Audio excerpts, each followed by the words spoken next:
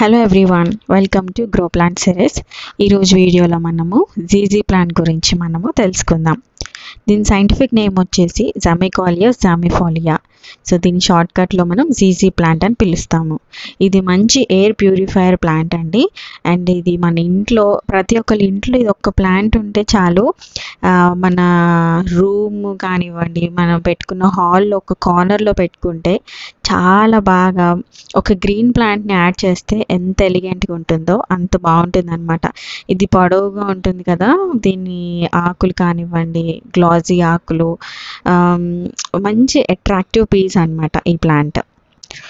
And దీని propagation గురించి మనం మాట్లాడుకుందాం. దీన్ని లీవ్స్ని కూడా మనం ప్రొపగేట్ చేసుకోవచ్చు.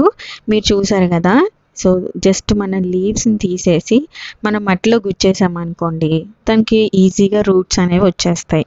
అండ్ అలాగే మనము స్టెమ్ కటింగ్ ద్వారా కూడా దీన్ని ఈజీ ప్రొపగేషన్ చేసుకోవచ్చు. అండ్ ఇది లో మెయింటెనెన్స్ అని చెప్పాను కదా, దీనికి మీరు ఒక 2 వీక్స్ వరకు వాటర్ ఇవ్వకపోయినా ఇది సర్వైవ్ అవుతుంది అనమాట.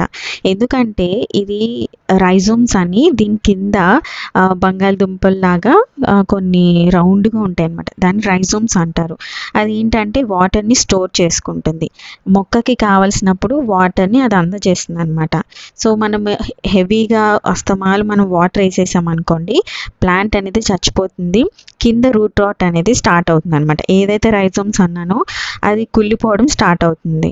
సో ఓవర్ వాటరింగ్ వల్ల మనకి లీవ్స్ అనేవి ఎల్లోయిష్గా మారిపోతూ ఉంటాయి అన్నమాట. సో ఎల్లో కలర్ వచ్చింది అంటే మనం వాటర్ ఎక్కువ ఇస్తున్నాము ప్లాంట్కి అని అర్థం. అలాగని తక్కువ వాటరింగ్ చేయడం కూడా మంచిది కాదు. సో వాటర్ అనేది మనము చూసుకొని ఇవ్వాలి. మన మట్టి అంతా బాగా డ్రై అయిన తర్వాత వాటరింగ్ అనేది మీరు 2 వీక్స్కి ఒకసారి చేసుకున్నా పర్వాలేదు, ప్లాంట్ అనేది సర్వైవ్ అవుతుంది. అండ్ దీనికి లైటింగ్ వచ్చేసి బ్రైట్ సన్లైట్లో మనం పెడితే ఇది బాగానే సర్వైవ్ అవుతుంది. అండ్ లో లైట్లో పెట్టినా కూడా ఇది సర్వైవ్ అవుతుంది. సో లో లైట్లో అయితే గ్రోత్ అనేది తక్కువ ఉంటుంది. మనం బ్రైట్ లైట్ విండోస్ దగ్గర అలా పెట్టుకున్నాం అనుకోండి, ప్లాంట్ అనేది చాలా హెల్తీగా గ్రో అవుతుంది అనమాట. దీనికి ఫర్టిలైజర్స్ ఒక 2 మంత్స్కి ఒకసారి ఇచ్చినా పర్వాలేదు. లైక్ కంపోస్ట్, వర్మి కంపోస్ట్లు, జస్ట్ సాయిల్ని లూజ్ చేసుకొని మీరు ఈ కంపోస్ట్లు ఇస్తే ఇది హ్యాపీగా హెల్తీగా గ్రో అయిపోతుంది.